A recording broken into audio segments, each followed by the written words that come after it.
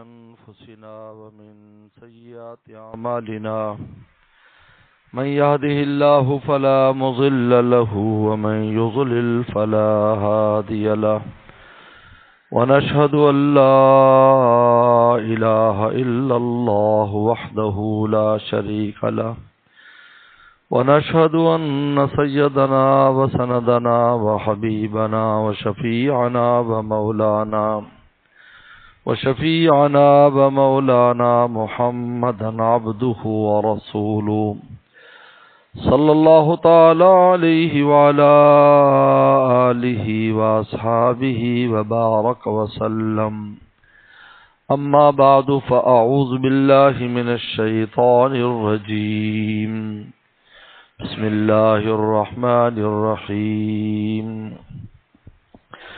ومن آياته أن خلق لكم من أنفسكم أزواجا لتسكنوا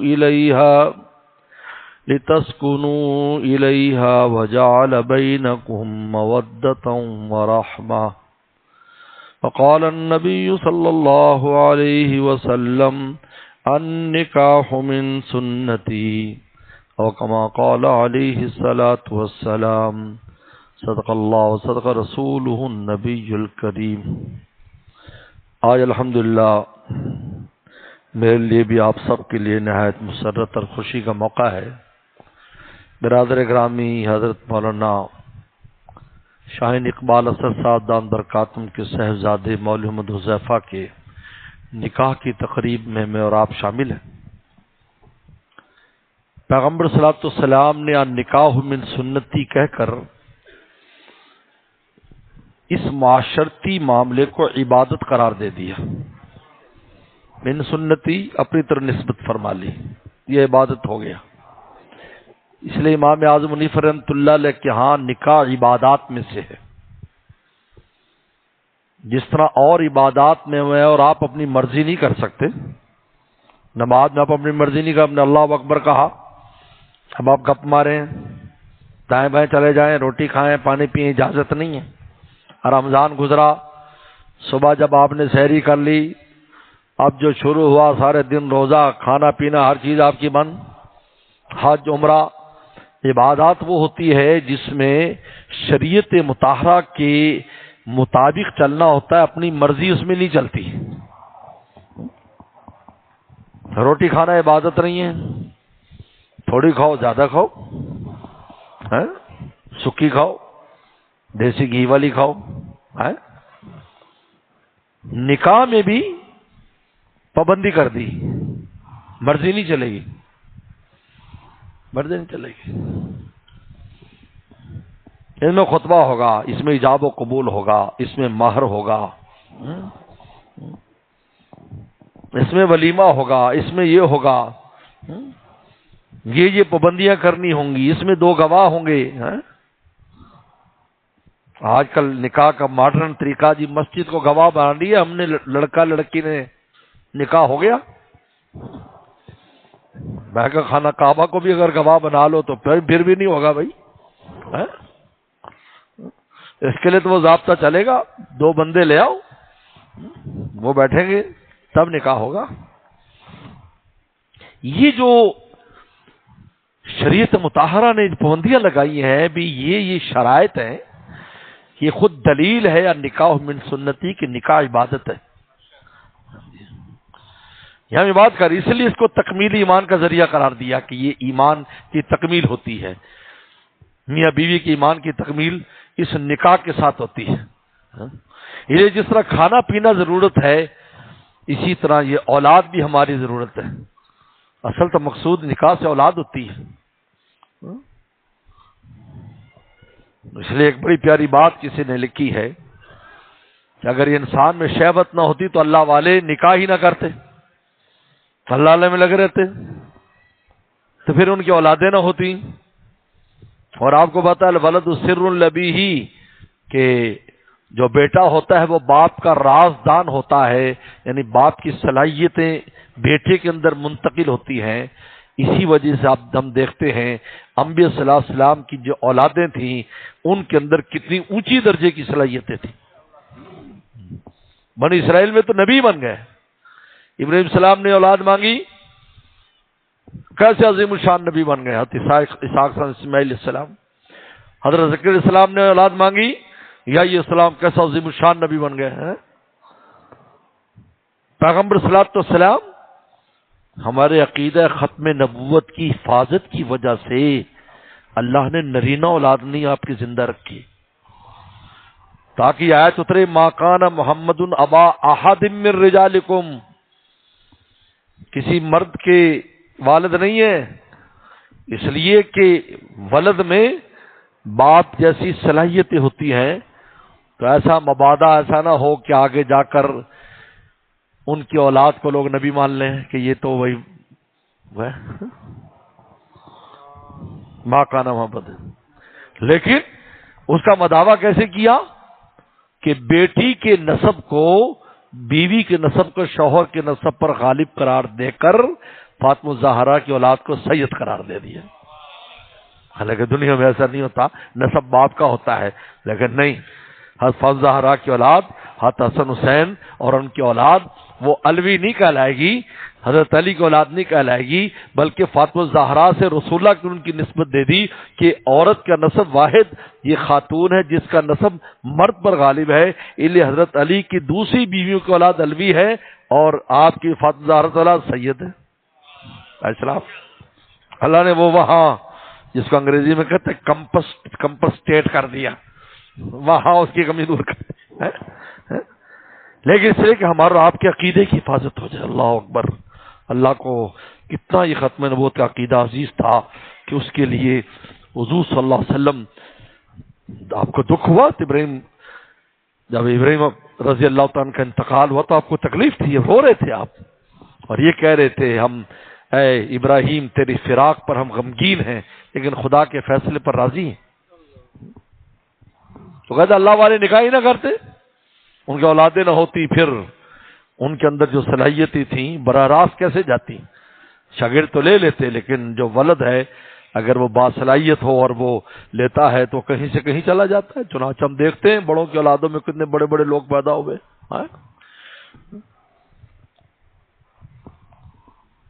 تو ہم سنتی کہہ کر اس کی عبادت ایک تو عبادت قرار دے دیا. نمبر 2، پیغمبر سلام نے 3 آیات تلاوت فرمائی نکاح میں، اور تینوں کا ایک ہی مضمون ہے اتقوا اللہ، تقوی اختیار کرو. تینوں کا ایک مضمون ہے. حالانکہ نکاح کے بارے میں سری آیات دوسری بھی موجود ہیں، لیکن پیغمبر سلام نے تقوی والی آیات خطبہ نکاح میں 3 تلاوت فرمائی. ایک ہی مضمون ہے. کیوں؟ اس لیے کہ انسان خوشی اور غمی میں، خوشی میں رسم و رواج میں مبتلا ہوتا ہے اور غمی میں بدعات میں مبتلا ہوتا ہے. وہاں بدعتیں شروع کر دیتا ہے، خلاف شریعت چیزیں شروع کر دیتا ہے، اپنی طرف سے بنائی چیزیں. جب میت ہوتی غم ہوتا ہے اور خوشی ہوتی ہے جی زمانہ کے ساتھ چلنا ہے، رسم و رواج ہے. فرمایا اتقوا اللہ، فرمایا کہ دیکھو میں اس کو یوں تعبیر کرتا ہوں کہ دیکھو کہ تم شادی بیاہ کے موقع پر ناراض لوگوں کے پاؤں میں پگڑیاں ڈال کر منا کر چاچے مامے کو تم لاتے ہو، تو اس موقع پر خدا کو ناراض کر کے تم اپنے سے دور کرو گے تو کیسے فلاح پاؤ گے. اتقوا اللہ، اللہ ہونا چاہیے تمہارے ساتھ. خاص طور پہ تو کہا کہ دیکھو رسم و رواج کو نہ دیکھنا، برادری کیا کہے گی، ہمارا ناک کٹے گا. ناک تو کٹنا ہوتا ہے. آپ کو پتہ ہے قبر میں سب سے پہلے جو چیز جھڑتی ہے نا جسم سے وہ ناک ہے. سب سے پہلے ناک جھڑتے ہیں، پھر ہاتھ پاؤں الگ ہو جاتے ہیں، تو لہذا وہ شکلیں ایک ہی ہو جاتی ہیں. مولانا فرماتے ہیں قبر کھول لو، اس میں ترکی کو دیکھ لو، حبشی کو دیکھ لو، ہندی کو دیکھ لو، سب ایک ہی ہیں. سب سے پہلے ناک کہتی ہے، تو ناک تو کٹنی ہے. اگر مولا کے لیے کاٹ لو گے تو لمبی ہو جائے گی. یہ عجیب ہے، لمبی ہو جائے گی، فخر ہوگا. تو اتقوا اللہ 3 آیات تلاوت کی، ایک مضمون. دیکھو یہاں رسول آج کو دیکھنا، یہ نہیں دیکھنا اللہ رسول کو ناراض کرتے ہو. دیکھو آپ جب بھی کوئی بنیاد رکھتے ہیں، حضرت کو صاحب کا پڑتا مجھے بھی گھر کی جی بنیاد رکھنا، حضرت اینٹ رکھ دیں، اینٹ دم کر دیں، پانی دم کر کے دے دیں. ہاں یہاں تو انسانوں کی بنیاد رکھی جا رہی ہے آج کہ جس سے آگے انسانیت پیدا ہوگی. اس بنیاد میں اللہ رسول کے ناراضگی شامل ہو تو پھر کیا پیدا ہوگا آپ خود ہی سمجھ سکتے ہیں. اور اللہ تعالیٰ نے اس کے مقاصد کو بیان کہ من آیاتی ہی ان خلق لکم من انفسکم ازواجا، اللہ کی نشانیوں میں سے ہے کہ تم میں سے تمہارے جوڑے بنائے ہیں. میری نشانی یہی ہے، دو اجنبی ہیں، مرد عورت اجنبی ہیں. ابھی دو بولے جائیں گے تو ایک دوسرے پر جان چھڑکنے والے بن جائیں گے. نہ صرف یہ جان چھڑکنے والے، اس کا خاندان اس کا خاندان دونوں کی پیٹھ پر آ جائے گا. اگر اس کے خاندان میں 100 تھے، لڑکی کے 100 تھے، اب ہر ایک کی پیٹھ پر 200 ہو گئے ایک دم. بلکہ جس نے نہیں بھی پتا ہوگا برادری میں سنے گا کہ جی ہاں میں فلانی برادری کے اندر میری شادی کو، تو یار میں بھی اسی برادری، تو پھر ساڈا جوائی ہے، پنجاب میں کہتا ہے تو ہمارا داماد ہے، پورا پنڈ کا داماد ہے آپ، تو بھائی پورے بستی کے داماد ہے، پورے محلے کے داماد ہیں آپ. یہ کیا ہے؟ من آیاتی ہی، ان قلوب کو اس طرح پھیرنا یہ میری نشانی ہے. ورنہ آپ ہزاروں ترغیبیں دے دیں، ہزاروں تقریریں کر لے، کوئی کسی سے، لیکن ادھر دو بولے ہے جی یہ چاچا سسر ہے جی، یہ محمد سسر ہے جی، یہ فلانا، وہ چلتے چلتے وہ سسر کا لفظ جو ہے نا ماشاءاللہ اتنی دور جاتا ہے، کراچی پار کر جاتا ہے.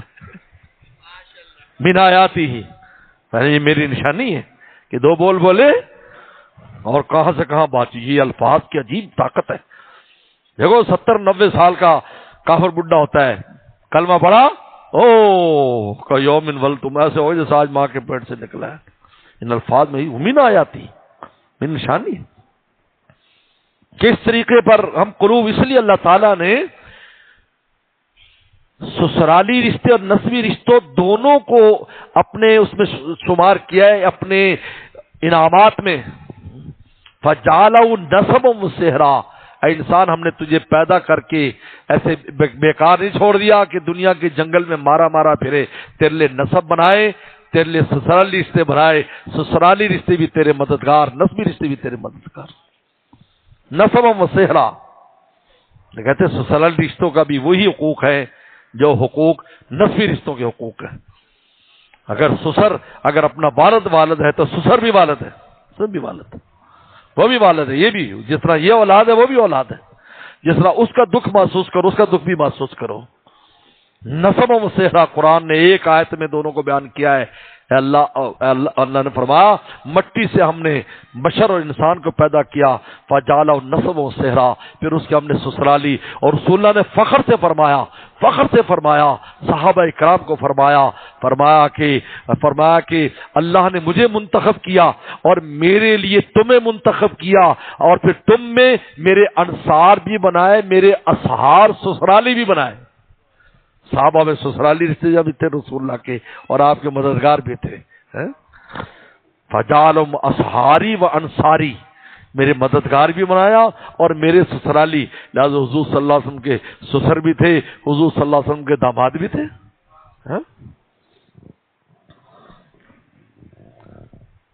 من انفسکم، تم میں سے جوڑے بنائے. مگر اللہ تعالیٰ انسان کے پیدا کرنے یا آگے اس کی نسل چلانے کے لیے اور بھی ایک طریقے اختیار کر سکتے. اللہ کے پاس تو ہر طریقہ ہے، ہر طرح کر سکتے ہیں.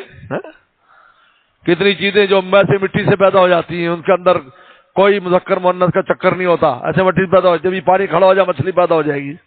یہ کہاں سے مچھلی آئی؟ یہ آپ نے انڈے تھوڑے تھے، پیدا ہو گئی.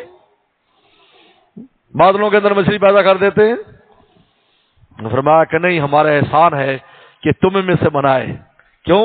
لِتَسْكُنُوا إِلَيْهَا، بھی اگلی بات ہے، تاکہ اپنی بیویوں سے سکون حاصل کرو. کیا حاصل کرو؟ ہاں تو بیوی کا نام لیتے ہیں. ایک آدمی کو چھینک آ رہی تھی تو چھینک روک رہا تھا. اس نے کہا کہ یار تو چھینک کر لینا. انہوں نے کہا یار، کہتے جی بیوی یاد کرتی ہے تو چھینک آتی ہے. تو کہتے چھینک ہے، پھر بیوی یاد کرتی تو کیا ہوا؟ وہ تو مر گئی ہے، مجھے وہاں یاد کر رہی، میں نہیں جانا.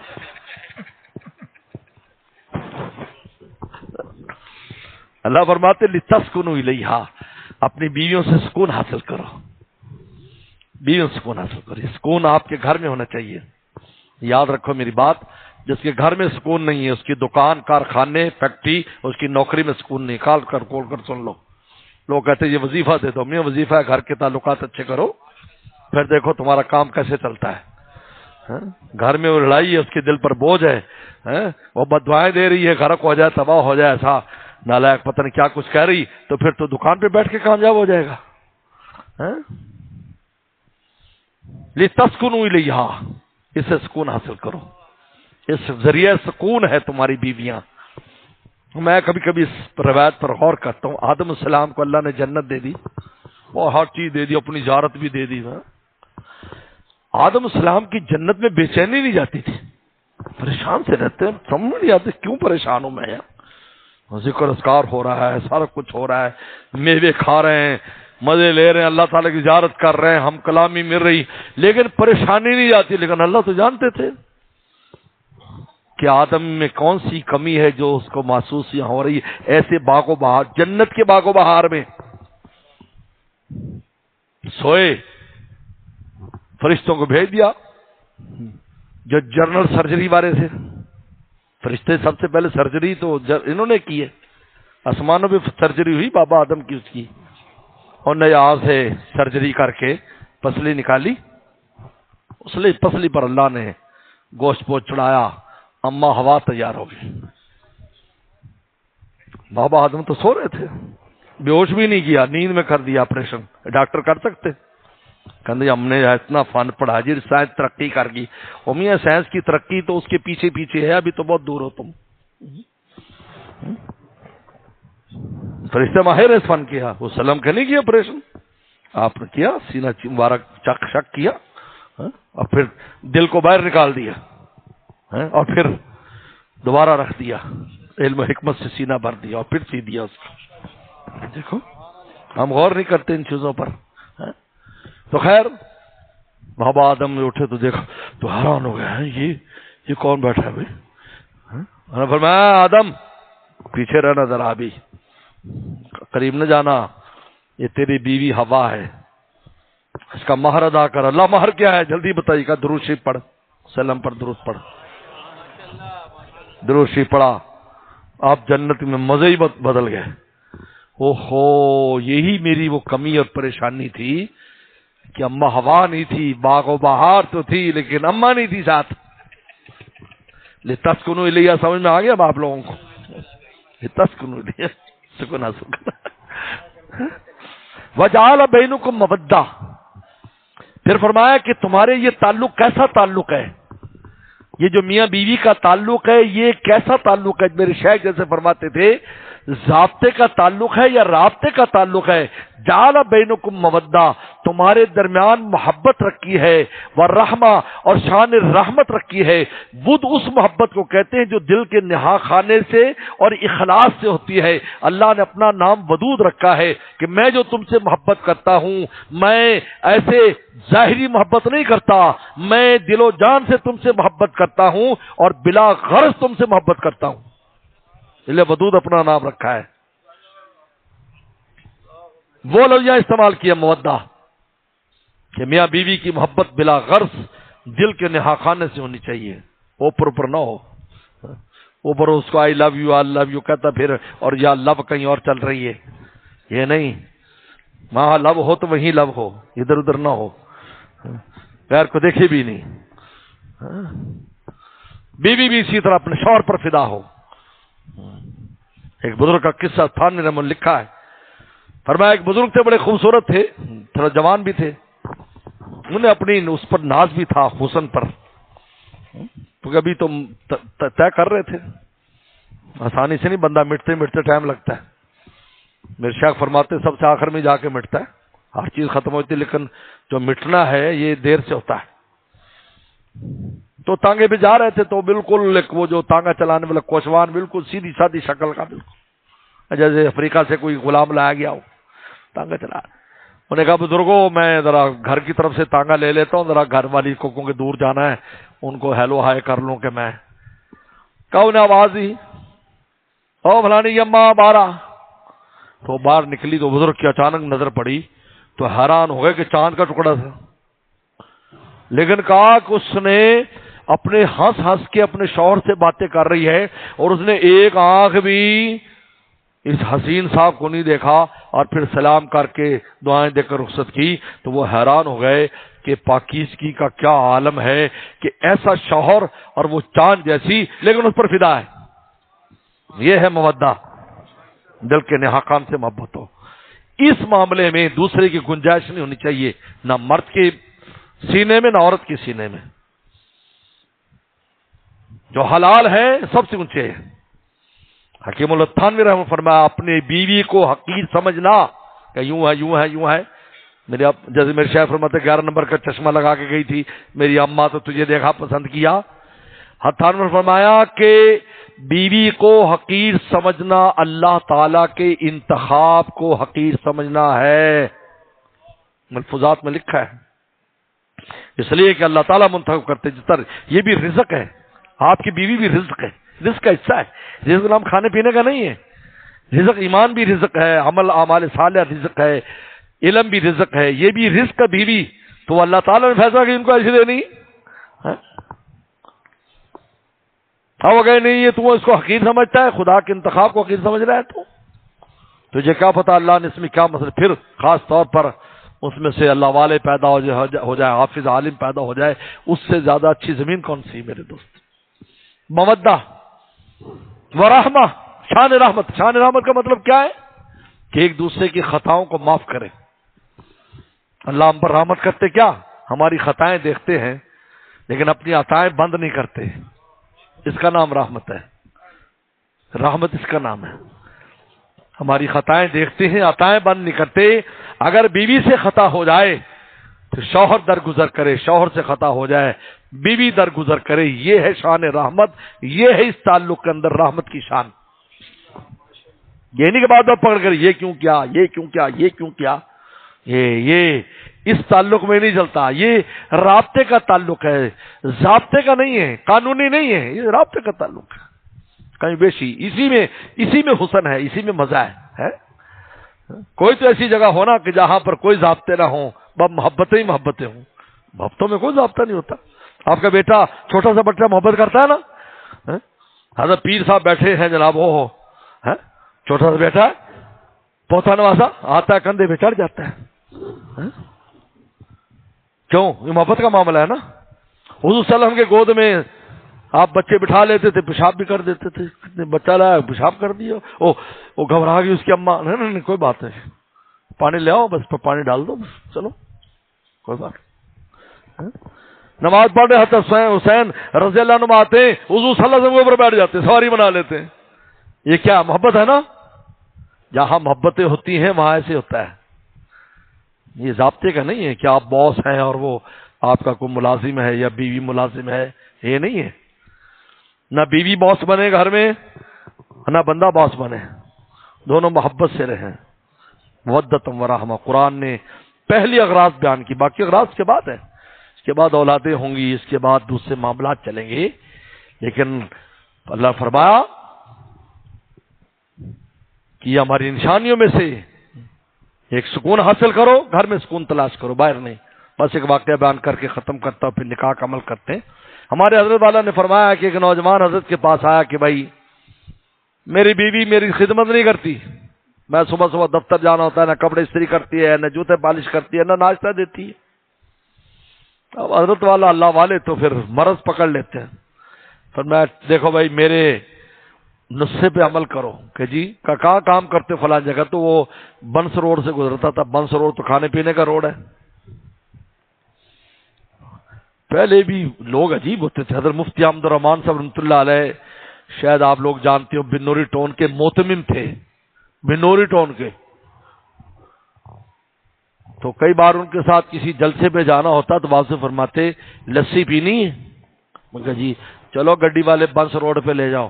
ہوٹل میں بیٹھ کے بنس روڈ پہ لسی پی رہے ہیں بنوری ٹون کے موتمم اور ہمارے جیسے شاگرد۔ کیا ان کے اخلاق تھے، آج یاد آتے ہیں، یاد آتے کیا تو لسی بڑی مشہور ہے وہاں، بڑی چیزیں مشہور ہیں۔ ہمیں فرمایا وہاں سے روزانہ گلاب جامن برفی لایا کر اور اپنی بیوی کو اپنے ہاتھ سے کھلایا کر، پھر ایک ہفتے کے بعد آنا ہفتے کے بعد کہ حضرت سارا معاملہ ٹھیک ہو گیا. وہ کہتے اسی توجہ تو آتا ہے گھر میں بھی دفتر کھول لیتا ہے, میرا کام باقی ہے, ہم سارا دن تیرے انتظار کرتے ہیں, ہم کیوں خدمت کریں؟ کیونکہ عورت جب اڑ جائے نا, ہوئے ہوئے گھوڑے کاٹنا اور ہے, گھوڑا بھی جب اڑ جاتا ہے نا تو ٹانگا الٹا کر دیتا ہے. اللہ نے اس کو ایسا بنایا ہے, یہ عجیب ہے. مجھے ایک کالج میں کوئی مضمون پڑھا ہوگا, کسی لڑکی نے خط لکھا کالج سے BA کی کہ یہ حدیث پڑھی ہے کہ عورت ٹیڑھی پسلی سے بنائی گئی, تو ہمیں ٹیڑھی پسلی سے کیوں بنایا گیا؟ تو میں نے کہا تم نے پول سیدھے دیکھے ہوں گے, ایک ٹیڑھی دیوار تار باندھ کر اس کو سیدھا کیا جاتا ہے, تم مردوں کو سیدھا کرنے کے لیے ٹیڑھی ہو تاکہ یہ مرد سیدھے.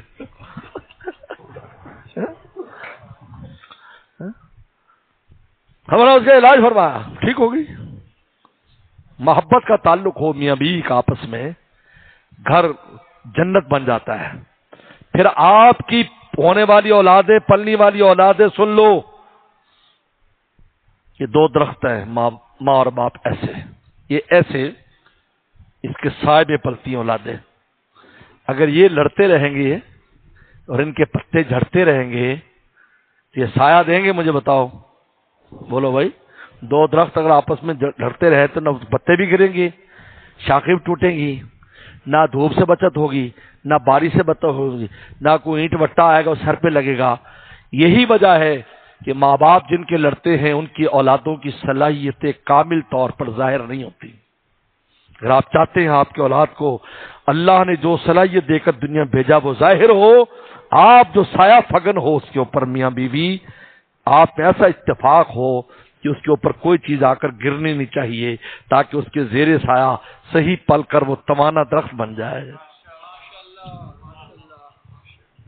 آج گھروں کے جھگڑوں نے ہماری بچوں کو تباہ کر دیے. پھر کہتے ہیں ہمارے بچے سدھر نہیں رہے. آپ تو سدھر جاؤ نا. ہم نے اپنے والد صاحب اللہ علیہ والدہ کو دیکھا, 35 سال ہماری عمریں ہو چکی تھی, 40 سال کے قریب جب ان دنیا سے گئے ہیں. زندگی بھر ہم نے لڑائی نہیں دیکھی. اب لڑائی تو ہوتی بھائی, خلاف مزاج تو ہر چیز پیش آتی. ابا جی غصے میں, ایسے نہیں ہوا, ایسا نہیں ہوا. ہمارے ابا ایسے بولتے تھے, کیونکہ ترکستان کے تھے. اما خاموش, بالکل کوئی جواب نہیں دینا.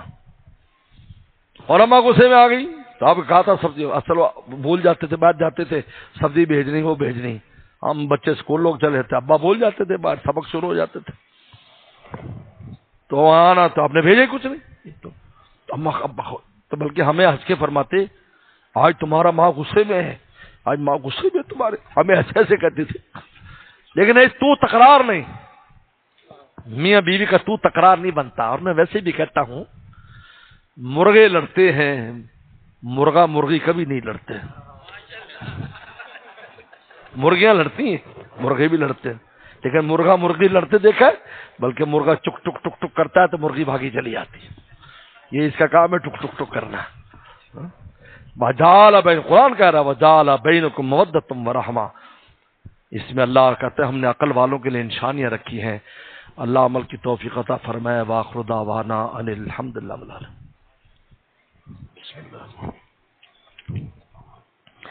ہاں جی, دلہا جو ہے مولوی حذیفہ اختر ولد شاہین اقبال صاحب ہیں. دلہن سیدہ خدیجہ ولد سید جعفر علی. دلہن کے وکیل صاحب ہے سید جعفر علی ولد سید نواب علی. کہاں ہے جی؟ اچھا ٹھیک, ماشاءاللہ. وکیل کے گواہ ہیں سید اشر علی ولد سید جعفر علی, سید مہد علی ولد سید جعفر علی. یہاں گواہ موجود ہے دونوں, یہ ٹھیک ہے جی. شادی کے گواہ ہیں عبد الوہاب ولد عرفان, نبیل علی ولد حشمت علی. کہاں ہے؟ ہاں جی, ہاں, یہ قریب آ جائے, اور بھی ذرا قریب آ جائے. حق مہر 4 لاکھ روپے کے طلائی زیورات ہیں جو معجل ابھی دے دیے گئے. اچھا, دلہن کے وکیل سید جعفر علی ولد سید نواب علی صاحب, اجازت ہے آپ کی طرف سے؟ جی ٹھیک ہے. بسم اللہ. الحمدللہ نحمده ونستعینه ونستغفره ونؤمن به ونتوکل علیہ ونعوذ باللہ من شرور انفسنا ومن سیئات اعمالنا. من يهده الله فلا مضل له ومن يضلل فلا هادي له. ونشهد أن لا إله إلا الله وحده لا شريك له.